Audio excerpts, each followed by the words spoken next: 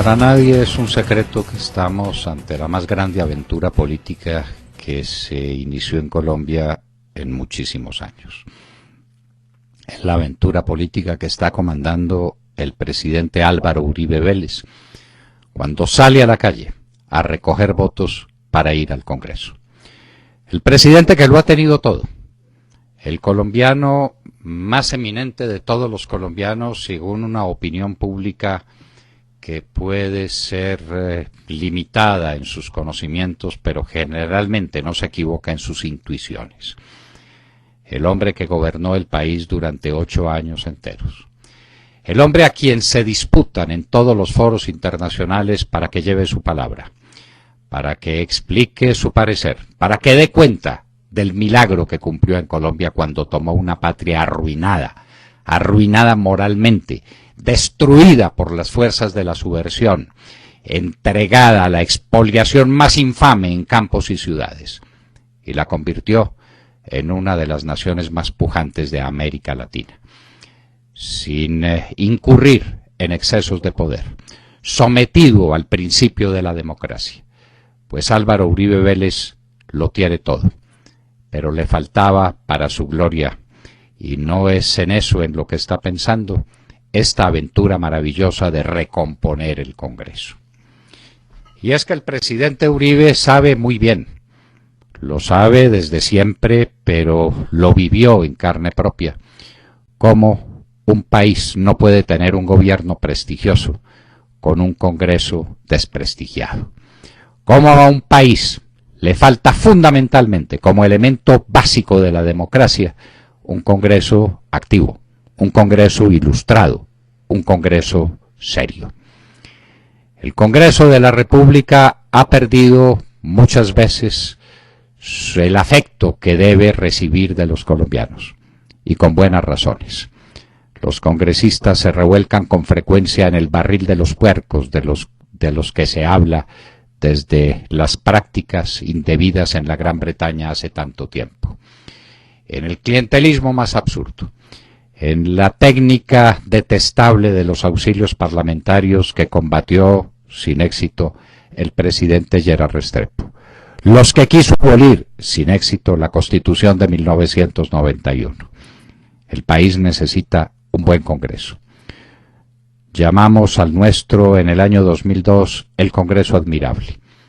Habrá que recordarle a los que no lo recuerdan que el presidente Uribe fue elegido en el año 2002 sin tener en sus manos un Congreso, un grupo de parlamentarios que formaran mayoría alrededor de su nombre. Los congresistas uribistas se contaban con los dedos de una mano.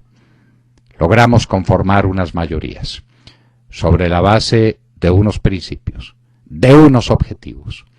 Tirios y troyanos han tenido que admitir que nunca ofrecimos un empleo a cambio de una posición de un congresista frente a un proyecto de ley. Jamás ofrecimos un contrato, jamás compramos la conciencia de un parlamentario. Y a ese lo llamamos el Congreso Admirable. Y lo fue efectivamente, porque no nos hacían ausencia a la hora de los debates. Al contrario, el país tiene presente, porque la televisión lo recuerda y porque ahí están las grabaciones, cómo vivía atestado el Parlamento cuando llegábamos a plantearle los grandes problemas de la nación en debates que el Parlamento no puede olvidar, que la nación no puede olvidar. Y eso era sin mermelada al fondo. Eso era sin vanas esperanzas de unas remuneraciones que se sabía no existían en ese gobierno del presidente Uribe Vélez. Y sin embargo se aprobó la más ambiciosa plataforma legislativa que nunca se le propuso al país. Hay que repasarla, lo que fue la legislatura que terminó a finales de diciembre del año 2002, para darse cuenta del tamaño, de la importancia, de la profundidad de lo que fue aquella plataforma legislativa. Sin mermelada, sin contratos, sin halagos para los parlamentarios, distinto del halago de saberse miembro de un Congreso admirable. Un Congreso que empezó a tomar reputación frente al pueblo colombiano y afecto del pueblo colombiano porque lo merecía. una democracia sin un Congreso respetable, sin un Congreso ilustrado, sin un Congreso capaz, es una ilusión. En los pueblos más famosos del mundo y más civilizados, el Congreso es el arca donde se guardan los grandes secretos de la vida civil. Ahí están. Inclusive en regímenes presidenciales y no en regímenes parlamentarios como lo son tantos, donde el que gobierna realmente es el Parlamento. Inclusive en los regímenes presidenciales como en los Estados Unidos, el Parlamento es fundamental para la marcha del país. Y el país estima lo que hacen sus parlamentarios. Y cuando hay crisis en la reputación del Parlamento es porque hay una honda crisis nacional que es preciso revisar. Es porque el pueblo no está produciendo los parlamentarios que se merece y los parlamentarios que reflejen el alto nivel de los valores cívicos. La Asamblea Nacional Francesa ha sido siempre un modelo para el mundo.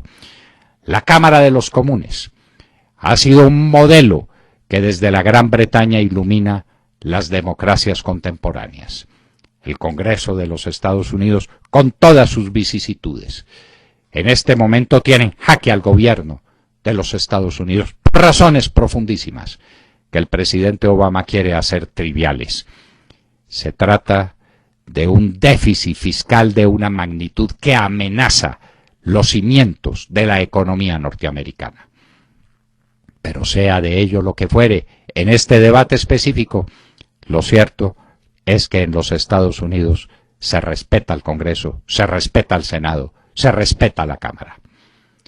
Miren ustedes lo que pasa en los países vecinos. La disolución y la descomposición de las costumbres políticas empieza con la destrucción del Congreso. Por eso Hugo Chávez nunca tuvo un Congreso activo, sino un Congreso de unas mayorías serviles que se entregaban a su palabra y que cumplían o creían cumplir su misión dándole unas leyes habilitantes para convertir al Ejecutivo en legislador. Es decir, para acabar el equilibrio de los poderes, que es la base misma de la institucionalidad democrática. En este mismo momento, ahí acude el señor Maduro a la Asamblea Nacional a buscar leyes habilitantes, es decir, la destrucción del Congreso, porque la palabra libre de los congresistas duele, porque la oposición duele, porque la conformación de las mayorías es compleja, salvo cuando se las compra con mermelada, y entonces no es compleja, sino grotesca. Colombia tiene que recomponer el tenor moral de su Congreso, o está perdida. Colombia tiene que tener un Congreso de gente nueva, de gente distinta, de gente ilusionada con el servicio de la patria. Hace un momento escuchábamos a Tania Vega de Plazas, quien quiere llegar al Congreso en representación de la mujer, parte esencial de la familia militar. Ese es todo un fenómeno que el país olvida, al que el país le da la espalda. Y es un fenómeno respetable y grande, que hay que atender. ¿Cómo hay que atender lo que representan estos jóvenes que forman lo que hemos llamado la generación del 14? Jóvenes como Paloma Valencia, por supuesto, como Honorio Enríquez, desde Santa Marta, como tantos otros que desde muy distintos lugares del país integran una generación que está inclusive por debajo de los 40 años, llena de ilusiones, llena de ideales, para poner todo lo que sabe, gente de grande academia, de alta academia, de conocimiento profundo de las realidades nacionales, quieren estar al lado del presidente Uribe Vélez para cambiar este país. Qué espectáculo tan doloroso el que estamos presenciando en este instante. El Congreso no se reunía y no formaba quórum porque le rebajaron el sueldo. No hicieron un debate a fondo sobre el tema porque no se atrevían. Necesitaban 8 millones de pesos y acudió el gobierno a darle los 8 millones de pesos, a ponerse de rodillas ante el Congreso para que por Dios haga quórum. ¡Qué tristeza! ¡Qué tristeza! ¡Qué abandono de la grandeza! A este Congreso le está quedando grande la grandeza. Se necesita un Congreso nuevo, un Congreso distinto, y el presidente Álvaro Uribe Vélez mejor que nadie lo comprende. Y él quiere el honor y el desafío de ser congresista. Nadie le va a negar su voto, nadie le va a negar su voto a ese Congreso admirable, conformado por gente nueva, por gente distinta, de las entrañas de este pueblo colombiano, que va a cambiar nuestras costumbres políticas, para que el Congreso no sea el barril de los puercos, ni el beneficiario de las mermeladas, para que sea el Congreso que se merece y que necesita esta patria nuestra llena de posibilidades y amenazada por tantos males. Por eso, Álvaro Uribe Vélez prefirió el honor del combatiente para ir al Congreso, donde sabe que le esperan también tantas amarguras, a cualquiera otro de los honores con que la vida le ha sido pródiga. Ya pudiera ser el tiempo del descanso, ya pudiera ser la actitud suya la de tantos expresidentes que con ser expresidentes tienen suficiente para su tranquilidad y para su transitoria gloria. El presidente Uribe está llamando a los colombianos y les está mostrando que el camino de la recuperación nacional empieza por un gran Congreso. Vamos a ver quién le niega su voto a esa empresa monumental, la empresa de darle a Colombia el mejor Congreso que haya tenido en toda su historia. Acaban de escuchar el editorial del doctor Fernando Londoño en La Hora de la Verdad en Radio Red a las 7 de la mañana, 23 minutos.